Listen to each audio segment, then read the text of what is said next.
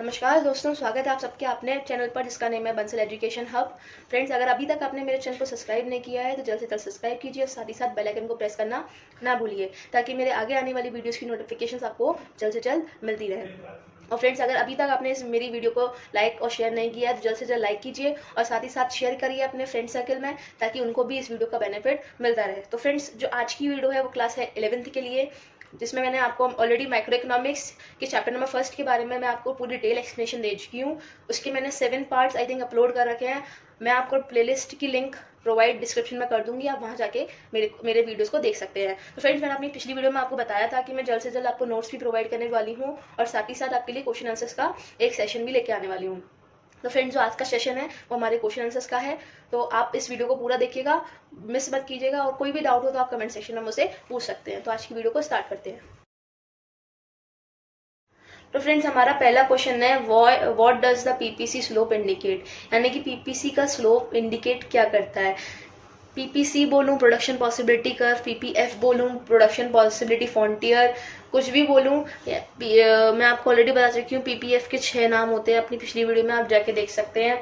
तो उसका स्लोप हमें क्या इंडिकेट करता है, पहला तो वो डाउनवर्ड होता है, दूसरा वो कॉन्केव होता है। डाउनवर्ड क्यों होता है, क्योंकि जैसे जैसे हम एक कमोडिटी के प्रोडक्शन में गेन करना स्टार्ट करते हैं वैसे वैसे ही हमारी दूसरी कमोडिटी के प्रोडक्शन में सेक्रीफाइस होना स्टार्ट हो जाता है। यानी कि जो हमारे रिसोर्सेज हैं वो लिमिटेड हैं, तो अगर हम उसको एक कमोडिटी के प्रोडक्शन में लगाएंगे तो वैसे ही दूसरी कमोडिटी के प्रोडक्शन में अपने आप ही डाउनफॉल हो जाएगा।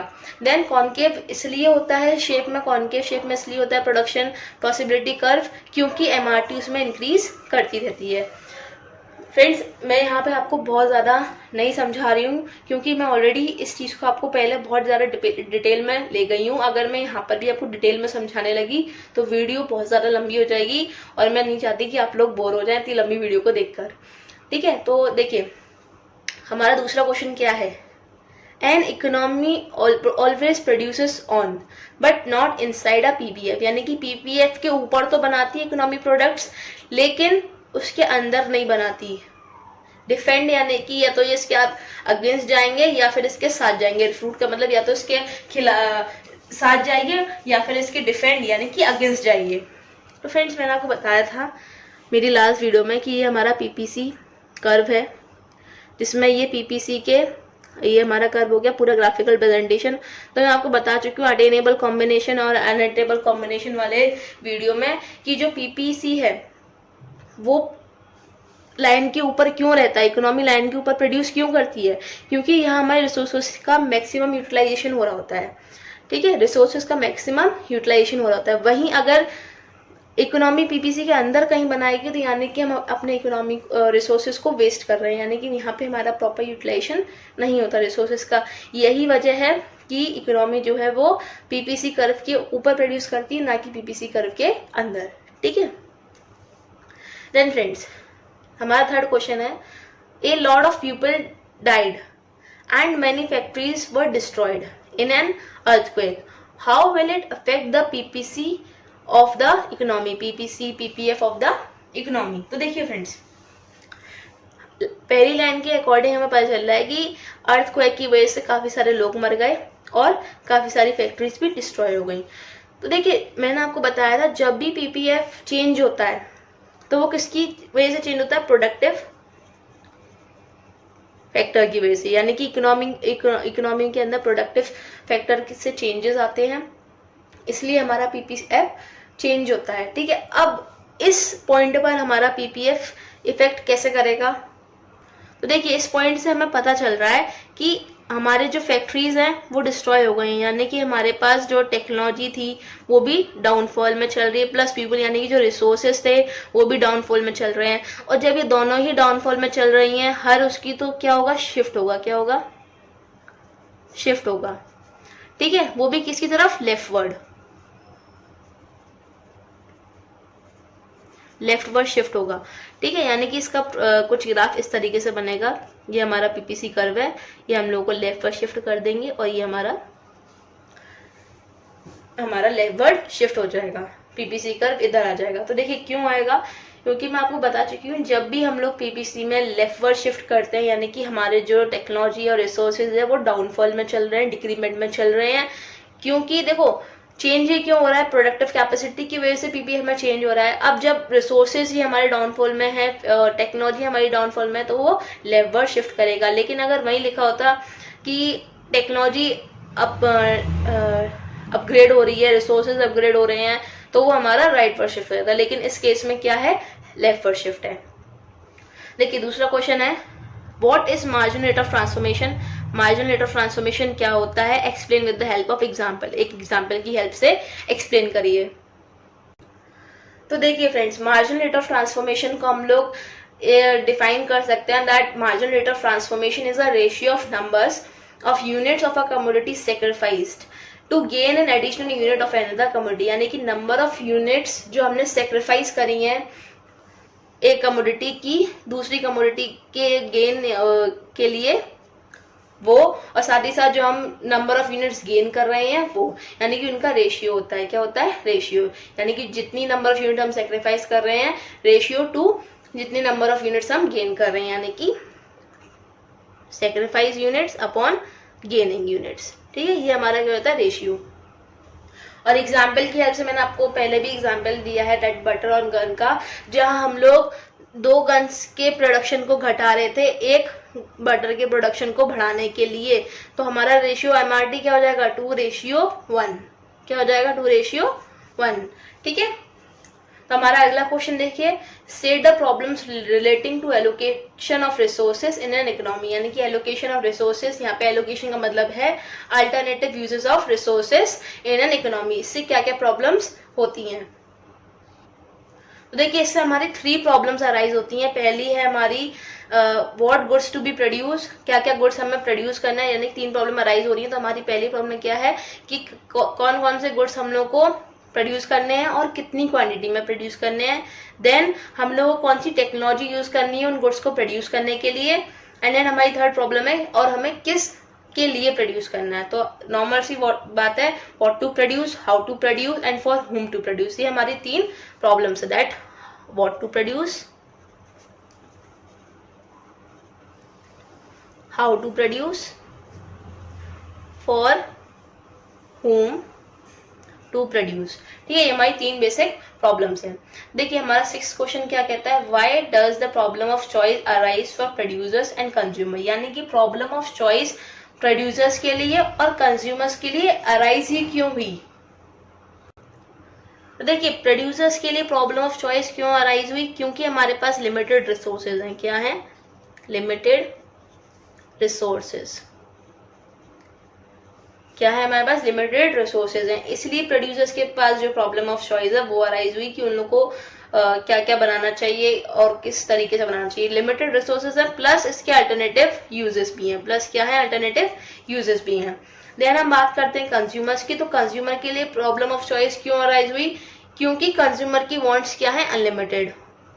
Wants are unlimited.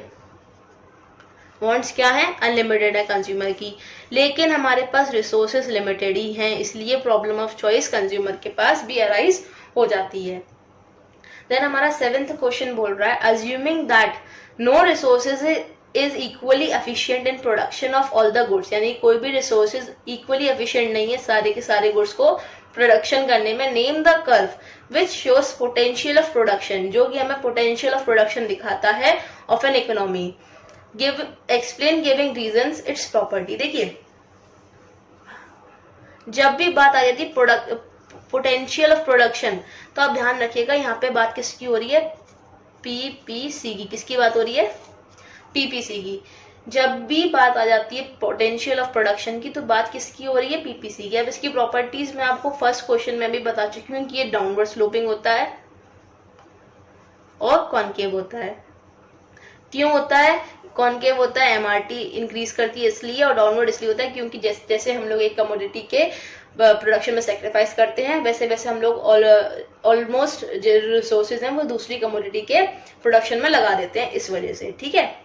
देन हमारा 8th क्वेश्चन क्या है, what are the 3 central problems of an economy. यानी कि 3 सेंट्रल प्रॉब्लम क्या है इकोनॉमी की, व्हाई डू दे अराइज, वो अराइज क्यों हुई। अब देखिए सेंट्रल प्रॉब्लम्स क्या होती हैं, तो हमारी सेंट्रल प्रॉब्लम्स क्या होती हैं? बेसिकली सेंट्रल प्रॉब्लम्स होती हैं हमारी व्हाट टू प्रोड्यूस, सेम वही, what to produce, how to produce, for whom to produce. ठीक है, तो देखो व्हाट टू प्रोड्यूस जो प्रॉब्लम है वो किससे रेफर करती है कि हम लोग ये सेलेक्ट करते हैं कि हमें कौन कौन से गुड्स एंड सर्विसेज को कितनी क्वांटिटी में बनाना है। देन हाउ टू प्रोड्यूस हम लोगों को कौन सी टेक्निक से बनाना है, टेक्निक यानी कि LIT labour intensive technique, and then CIT capital intensive technique. इन दोनों में से हमें कौन सी टेक्निक यूज करनी है गुड्स एंड सर्विस को बनाने के लिए। फ्रेंड्स, LIT का मतलब यानी कि लेबर इंटेंसिव टेक्निक का मतलब आप अपनी फर्म में प्रोडक्शन यूनिट में लेबर ज़्यादा रख रहे हैं, मशीनरी कम रख रहे हैं। एंड वहीं CIT का मतलब हो जाता है कि आप मशीनरी ज़्यादा रख रहे हैं और लेबर कम रख रहे हैं। ठीक है, तो ये हमारी प्रॉब्लम होती है हाउ टू प्रोड्यूस, हमें कौन सी टेक्निक फुलफिल करनी होती है, इसको हम बोल सकते हैं which technique should we use. Then हमारी जो लास्ट प्रॉब्लम है फॉर हुम टू प्रोड्यूस। देखिए अब ये प्रॉब्लम जो है वो डिस्ट्रीब्यूशन ऑफ प्रोड्यूस गुड्स से रिलेट हो जाती है, यानी कि आप किसके लिए अपने गुड्स एंड सर्विसेज को प्रोड्यूस कर रहे हैं, डिस्ट्रीब्यूट करना चाहते हैं। तो मैंने आपको बताया था कि लग्जीरियस गुड्स भी होते हैं जो केवल और केवल हाई लेवल सोसाइटी के लिए, आप चॉइस कर सकते हैं कि आप केवल और केवल उन्हीं के लिए बना रहे हैं, आपको गुड्स उन्हीं के लिए प्रोड्यूस करने हैं, या फिर जो मिडिल क्लास लोगों के लिए होते हैं उनके लिए प्रोड्यूस करने हैं। यानी कि इंडिविजुअल में, इकोनॉमी में आपको कैसे कैसे डिस्ट्रीब्यूट करने हैं प्रोड्यूस गुड्स एंड सर्विसेज को। ठीक है, तो हमारा हो जाता है इकोनॉमी की 3 सेंट्रल प्रॉब्लम्स। अभी अराइज क्यों होती है, तो मैंने आपको बताया था ये अराइज इसलिए होती हैं क्योंकि इसकी वजह से, इकोनॉमिक प्रॉब्लम की वजह से, इकोनॉमिक प्रॉब्लम जो कि क्या है हमारी प्रॉब्लम ऑफ चॉइस। फ्रेंड्स, अगर आपने मेरी पिछली वीडियो देखी होगी तो मैंने इसके ऊपर बहुत ही ज़्यादा डिटेल एक्सप्लेनेशन दे रखा है कि जो हमारी इकोनॉमिक प्रॉब्लम है वो क्या है, हमारी प्रॉब्लम ऑफ चॉइस, जिसकी वजह से हमारी 3 प्रॉब्लम्स क्रिएट होती हैं इकोनॉमी के अंदर, जो कि है what to produce, how to produce and for whom to produce. ठीक है, क्योंकि रिसोर्सेज हमारे पास लिमिटेड हैं और उसके भी जितने रिसोर्सेज हैं उनके भी अल्टरनेटिव यूजेज हैं, तो ये प्रॉब्लम्स जो है अराइज हो जाती हैं। तो देखिए फ्रेंड्स, हमारा अगला क्वेश्चन है give the various reasons for shift in PPC। यानी कि यहाँ बात किसकी हो रही है, शिफ्ट की। याद रखिए मैं रोटेशन नहीं लिखा है, शिफ्ट की बात हो रही है। तो देखो शिफ्ट क्यों होता है, जब हमारे दोनों ही कमोडिटीज के प्रोडक्शन कैपेसिटी में चेंजेस आते हैं। किसकी वजह से, टेक्नोलॉजी और रिसोर्सेज की वजह से, दोनों ही कमोडिटी में चेंजेस आ रहे हैं। याद रखिए both of the commodity.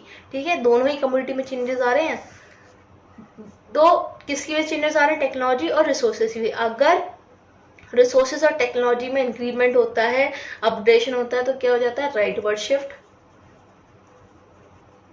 Rightward shift. अगर डिक्रीमेंट होता है, अगर डिक्रीमेंट क्या होता है तो क्या हो जाएगा हमारा, लेफ्टवर्ड शिफ्ट। ठीक है, मैं यहाँ रोटेशन की बात नहीं कर रही हूँ, इसको हम लोग ग्राफिकली देखो कैसे रिप्रेजेंट करेंगे। ये हमारा PPC यानी कि ओरिजिनल PPC है, हम इसे राइटवर्ड शिफ्ट कर रहे हैं, तो ये हमारी इस तरीके से कुछ बन के आ जाएगी, पैरेलल लाइन जाएगी इसके थ्रू, और अगर लेफ्टवर्ड कर रहे हैं तो इस तरीके से कुछ हो जाएगा। ठीक है फ्रेंड्स, याद रखिए यहाँ शिफ्ट की बात हो रही है जहाँ पर हम लोग दोनों ही कमोडिटीज में प्रोडक्टिव कैपेसिटी में चेंजेस आ रहे हैं। अगर यहाँ लिखा होता रोटेशन तो आप ये बात मेंशन करते कि वहाँ पे केवल और केवल एक ही कमोडिटी में चेंज आता है, और उधर भी कुछ फॉर्मूले यही है बट कुछ ग्राफिकल रिप्रेजेंटेशन चेंज हो जाती हैं। तो मैं ऑलरेडी रोटेशन का टॉपिक और शिफ्ट का टॉपिक अपने वीडियो में कवर कर चुकी हूँ, आप वहाँ जाके देख सकते हैं। ठीक है, तो देन फ्रेंड्स हमारा अगला क्वेश्चन क्या कह रहा है, एन अनएम्प्लॉयड पर्सन, यानी कि एक अनएम्प्लॉयड पर्सन रमेश, जिसका नाम है Ramesh, is looking for a job, वो जॉब के लिए देख रहा है। रमेश रिसीव्ड 2 जॉब ऑफर, उसको 2 जॉब के ऑफर्स आए, one for 20,000 from ICICI bank, जो कि ICICI बैंक के से है, एंड अदर ऑफर किसके तरफ से आए, 15,000 का HDFC बैंक की तरफ से। तो रमेश की अपॉर्चुनिटी कॉस्ट क्या होगी अगर वो एक्सेप्ट करता है ऑफर ICICI बैंक का, तो उसने किसका ऑफर एक्सेप्ट करा है, ICICI बैंक का। तो फ्रेंड्स देखिए, बहुत से बच्चे कंफ्यूज हो जाते हैं इस टॉपिक में कि अपॉर्चुनिटी कॉस्ट बेसिकली होती क्या है। मैंने आपको बताया है कि अपॉर्चुनिटी कॉस्ट वो कॉस्ट है जो आप छोड़ के आए हैं, यानी कि 2 ऑफर है आपके पास, जिस चीज़ को आपने छोड़ दिया वो क्या है, आपकी अपॉर्चुनिटी कॉस्ट। जो एक्सेप्ट कर लिया हम उसे नहीं लेंगे, जिस चीज़ को छोड़ा है हम वो लेंगे। तो देखो रमेश ने किस जॉब को छोड़ा है, HDFC बैंक को, जिसकी अपॉर्चुनिटी, जिसकी सैलरी कितनी थी, 15,000। कितनी थी 15,000। तो रमेश की अपॉर्चुनिटी कॉस्ट क्या हो जाएगी 15,000, क्योंकि वो ये छोड़ के आया है आईसीआईसी बैंक के पास कि मुझे आपकी जॉब करनी 20,000 वाली। तो जो हम छोड़ के आते हैं वो हमारी क्या हो जाती है अपॉर्चुनिटी कॉस्ट। ठीक है फ्रेंड्स, आगे 2 न्यूमेरिकल्स हैं तो मैं आपको इसको भी करके दिखाती हूँ। इसमें हम लोग को एमओसी कैलकुलेट करनी है, तो देखिए कैसे होगी। तो देखिए फ्रेंड्स, ये हमारे हम लोगों ने टैबलेट फॉर्म में ले लिया है। तो कमोडिटी एक्स की हम लोग पहले वैल्यूज उतारते हैं 0, 1, 2, 3, 4 एंड 5। तो फ्रेंड्स ये जो है इंक्रीमेंट में है, तो आप समझ लीजिए इस कमोडिटी का क्या हो रहा है, गेनिंग प्रोडक्शन हो रहा है। ठीक है, देन हमारी कमोडिटी वाई की जो हमारी वैल्यूज हैं दैट इज 100, 95, 85, 70, 50, 25, यानी कि यहाँ क्या हो रहा है, डिक्रीमेंट हो रहा है, यानी कि कमोडिटी एक्स के प्रोडक्शन में डिक्रीमेंट हो रहा है। अब मैंने आपको बताया था कि एमओसी क्या होती है, जितनी यूनिट्स हम सेक्रीफाइस कर रहे हैं एक यूनिट को बनाने के लिए, वो क्या है हमारी एमओसी, क्या है अपॉर्चुनिटी कॉस्ट। और जब हम लोग इसको टेबुलर रिप्रेजेंटेशन में ले जाते हैं तो हम लोग जो इकट्ठी यूनिट्स निकालते हैं वो हमारी हो जाती है एमओसी। ठीक है, अब देखिए कैसे, बहुत सिंपल है ये टॉपिक, बहुत ही ज़्यादा सिंपल है। हम लोग कमोडिटी एक्स की निकालनी है। देखिए पहली यहाँ पे तो कोई गेन हो ही नहीं रहा, तो यहाँ पे हमारी एमओसी 0 होगी, क्योंकि यहाँ पे कोई भी यूनिट के लिए सेक्रीफाइस हो नहीं रहा। ठीक है, देन यहाँ पे हम लोग की एक यूनिट बढ़ी, क्या एक यूनिट बढ़ गई, तो यहाँ पे हम लोग का प्रोडक्शन जो है वो 95 हो गया, यानी कि 100 से 95 हो गया, यानी कि 5 यूनिट्स का प्रोडक्शन घट गया। 5 यूनिट्स हमने सेक्रीफाइस करी हैं, यहाँ माइनस का साइन मत लगाइएगा, 5 यूनिट्स हमने सेक्रीफाइस करी है, तो क्या हो गई हमारी 5 हमारी हो गई इधर एमओसी 5। ठीक है, देन हम लोग की सेकंड, यानी कि एक और प्रोडक्शन के लिए हमने यहाँ पे 95 से किस पे आ गए 85 से, यानी कि हमने 10 यूनिट्स को सेक्रीफाइस कर दिया। देन यहाँ पे भी हम लोग का डिक्रीमेंट हो रहा है 15 यूनिट से। सेम इधर हमारा 20 यूनिट से हो रहा है 70 से 50 तक, देन 50 से 25 से 25 यूनिट तक हो रहा है। तो हमारी क्या है एमओसी, जितने भी हम लोग नंबर्स डिक्रीज करते जा रहे हैं वो हमारी क्या हुई एमओसी। बहुत सिंपल था। ठीक है, तो अब हम लोग आगे देखते हैं। हमारा दूसरा क्वेश्चन क्या है, गिविंग रीजंस के साथ कमेंट करिए शेप पर किसके पीपीसी के, जो हम लोग के इस शेड्यूल से बनेगा उसके। तो देखिए ये मैंने ग्राफ टेबुलर फॉर्म में ले लिया है। देन हम लोग इसकी वैल्यूज उतारते हैं 0, 1, 2, 3 एंड 4। ठीक है, देन दूसरी की वैल्यू है हमारी 8, 6, 4, 2 एंड 0। तो फ्रेंड्स मैंने आपको एमआरटी अभी पीछे भी बताया एक क्वेश्चन में कि एमआरटी क्या होता है, units sacrifice upon units gain. ठीक है, ये तो हमारा एमओसी होता है। अब देखिए यहाँ पे हम लोग कुछ भी सेक्रीफाइस नहीं कर रहे, और तो हमारे यहाँ पे एमआरटी कुछ भी नहीं होगी। ठीक है, सॉरी मैंने एमओसी बोल गई, लेकिन वो एमआरटी के बारे में बात हो रही है। तो यानी कि unit sacrifice upon unit gain, तो यहाँ पे हम लोग कुछ भी सेक्रीफाइस नहीं कर रहे, तो यहाँ हमारी एमआरटी कुछ भी नहीं होगी। देन यहाँ पे हम लोग एक यूनिट को गेन कर रहे हैं, तो देखिए एक यूनिट को गेन कर रहे हैं तो रेशियो में ऐसे रेशियो का साइन लगाया, हमने एक यूनिट लिख दी एक्स की। देन यहाँ हम लोग सेक्रीफाइस कितना कर रहे हैं 2 यूनिट्स को, तो 2y, 2 यूनिट्स y की सेक्रीफाइस करी, 1 यूनिट x की गेन करी। देन अगेन सेकंड पर हम लोग दोबारा से 2 यूनिट y की सेक्रीफाइस कर रहे हैं और 1 यूनिट x की गेन कर रहे हैं। फिर थर्ड वाले में भी सेम है, 2 सेक्रीफाइस कर रहे हैं और 2 सेक्रीफाइस कर रहे हैं एंड 1 यूनिट गेन कर रहे हैं x की। देन फोर्थ में भी 2 हमने सेक्रीफाइस कर दी, देन 1 यूनिट गेन कर ली हमारी कमोडिटी x की। तो देखिए हमने देखा कि हमारी एमआरटी कांस्टेंट है, क्या है कांस्टेंट। तो मैंने आपको ये बताया था, आपको याद होगा कि जब मैंने आपसे टॉपिक लिया था कि can PPC be straight line, तो मैंने उसमें बताया था कि जब एमआरटी कांस्टेंट होगी, उसमें कोई भी चेंजेस नहीं होंगे, तब पीपीसी का कर्व जो होगा स्ट्रेट लाइन होगा। तो हमारा देखिए कुछ कर्व इस तरीके से होंगे, यहाँ पे एमआरटी हमारी क्या है कांस्टेंट है, तो हमारा कर्व होगा कुछ इस तरीके से, हमारा पीपीसी ग्राफिकल रिप्रेजेंटेशन का। तो हमारी जो पीपीसी की लाइन जाएगी वो कुछ इस तरीके से स्ट्रेट लाइन जाएगी, क्या जाएगी स्ट्रेट लाइन, ये वाई एक्सेस, ये एक्स एक्सेस और ये हमारा पीपीसी का कर्व, ये हमारी जाएगी स्ट्रेट लाइन, क्योंकि हमारी एमआरटी जो है वो कांस्टेंट है। सो फ्रेंड्स इस वीडियो में के लिंक में हमें डिस्क्रिप्शन बॉक्स में आपको इन नोट्स की लिंक प्रोवाइड कर दूंगी मैं, और आपको अगर कोई भी डाउट इन क्वेश्चंस में तो आप मुझसे कमेंट करके पूछ सकते हैं। तो friends please keep supporting me. मैंने बहुत मेहनत करी है इस पूरी सीरीज़ को लेके आने के लिए आपके सामने, क्योंकि मुझे भी बहुत कुछ आपके लिए नोट्स बनाने पड़ रहे हैं। फिर मैं आपको रात रात वीडियो बना रही हूँ, आपके लिए अपलोड कर रही हूँ। तो फ्रेंड्स कीप सपोर्टिंग मी। आप मुझे मेरे चैनल को सब्सक्राइब कीजिए, मेरी वीडियोस को लाइक और शेयर करिए, बहुत ज़्यादा शेयर करें अपने फ्रेंड सर्कल में, क्योंकि कहीं ना कहीं मुझे इससे मोटिवेशन मिलती है कि मैं आपके लिए और ऐसी वीडियोस लेके आती रहूँ। तो आज के लिए इतना ही। Thank you.